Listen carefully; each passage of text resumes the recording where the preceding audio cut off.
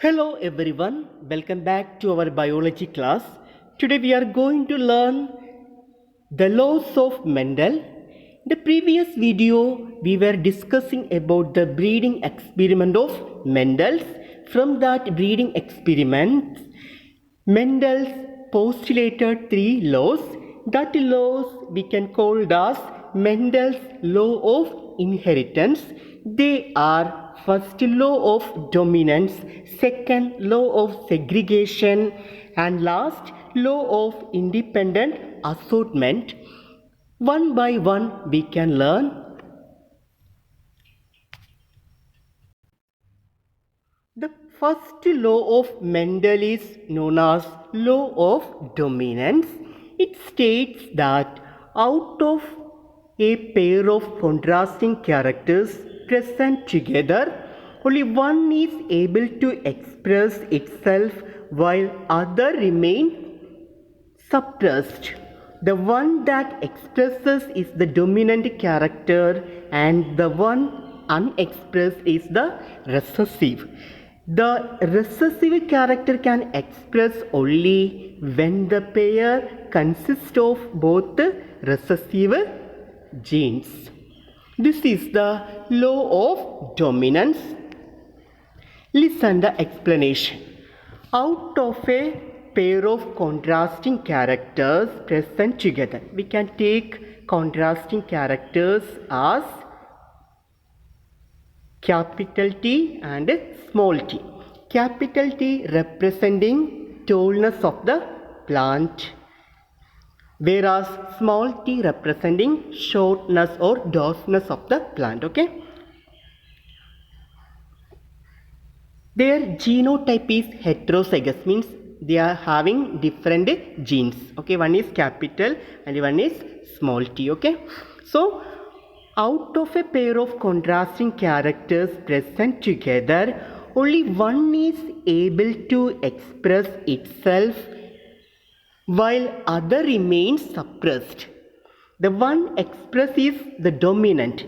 In this contrasting character, one character only can express in that particular generation, whereas the next character unexpressed in that particular generation, means it cannot express in that particular generation. The which character expressed in that particular generation we can call as the dominant character, whereas which character suppressed in that particular generation we can call as recessive character. Okay, that recessive character can express only when the pair consists of both recessive genes. Okay, in this contrasting character, which character is expressing in that generation tallness of the plant can express in that particular generation, whereas dwarfness or shortness of that plant is suppressed in that particular generation. This is the law of dominance. Is it clear?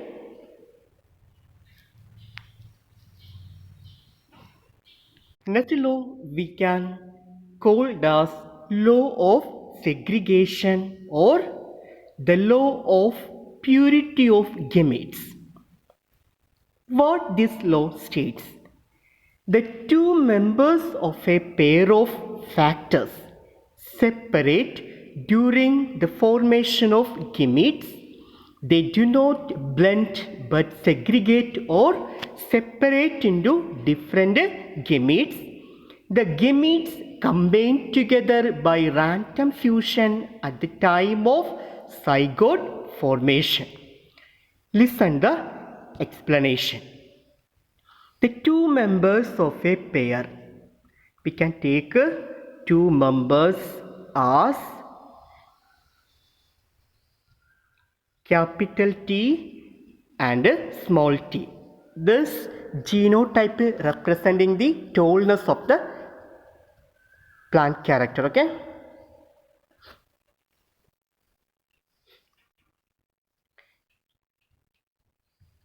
out of this two pairs, The members from each pair will separate when during the formation of gametes. How many pairs are there? There are two pairs. Okay, from each pairs, one member will separate during the formation of gamete. That means when they separate, they never mix or mingle each other. Instead of that, they separate or segregate, and they will form into different gametes. Okay, they will form different gametes. Later, that gametes will fuse together at the time of zygote formation. So first we can take this pair. Okay, from this pair, this capital T will separate. From this pair also, this capital T separate. Okay, like this way they will make different gametes. Okay, these gametes will fuse randomly at the time of zygote formation. Like this way, a new combination will form, or a new individual will form. Like that, again we can take this pair. From this pair, this T will separate, and from this pair, this T will separate. Okay, and they will fuse together and will form a new combination. Okay, next we can take this pair. From this pair, this small t will separate, and from this pair, this capital T will separate, and they will fuse together to make a capital T small t combination. Lastly, from this pair, this small t will separate, and from this small t will also separate. Both will fuse together to make another combination, that is small t, small t. Okay, like this way,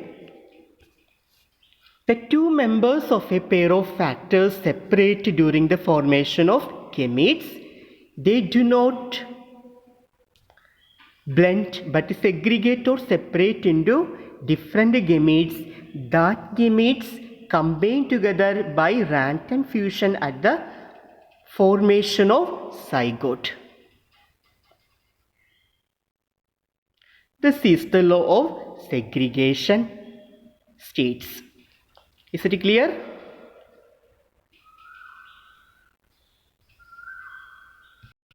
Next we can learn the last law of Mendel's, that is law of independent assortment. What this law states: when there are two pairs of characters, the distribution of the alleles of one character into the gametes is independent of the distribution of the alleles of the other character.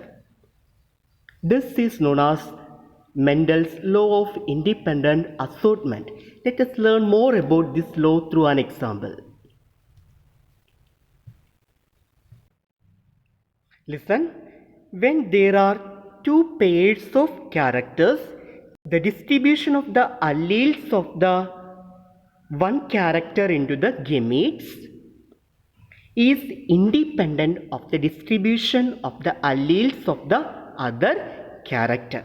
Means, from two pairs, one alleles only entering into the gametes. Okay, that means that alleles never depending each other. They are showing their character independently in that particular generation. Okay, example, from this pair, one capital R, and from this pair, one small r entered into the gametes. Next, from this pair, one capital Y, and from this pair, one small y. Like this way, from each pair, one alleles enters into the gametes. That alleles never depending each other.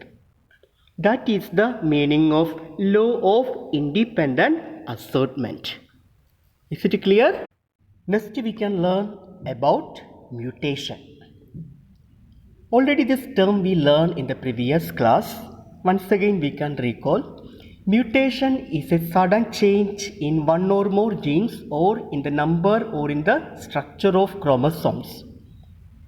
What is mutation? It is a sudden change in one or more gene or in the number or in the structure of chromosomes.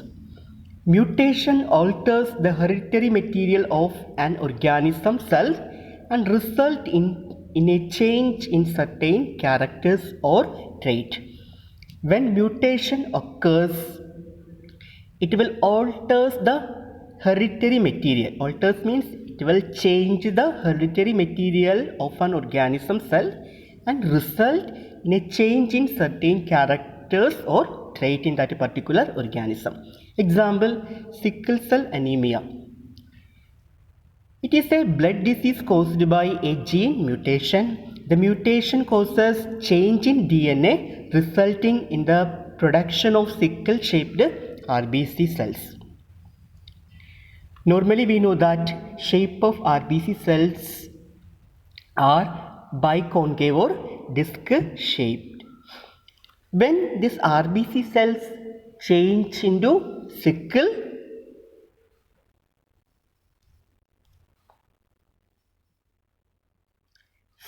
shape, what will happen? The surface area of the RBC cells reduce.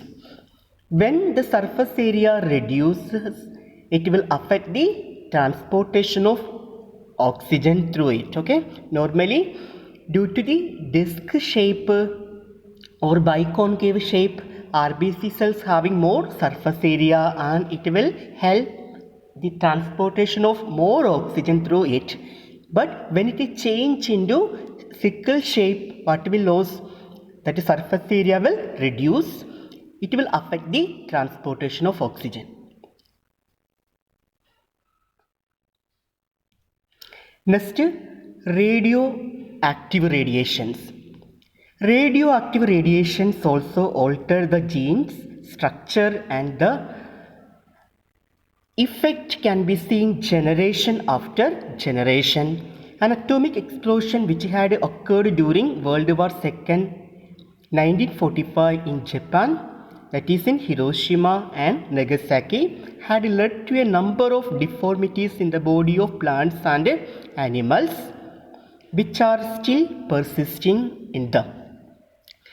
Means radioactive radiations are also changes the gene structure and their effect can be seen generation after generation. One example, an atomic explosion which had occurred during Second World War in 1945 in Japan, that are in Hiroshima and Nagasaki, had led to a number of deformities.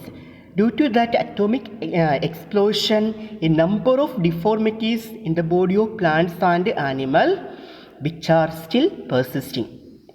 Okay, in those days it took place, but its effects are still persisting.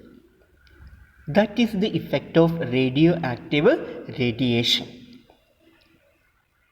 I hope all of you understood this topic clearly. If you have any doubt, you can put your comments in comment box. Thank you.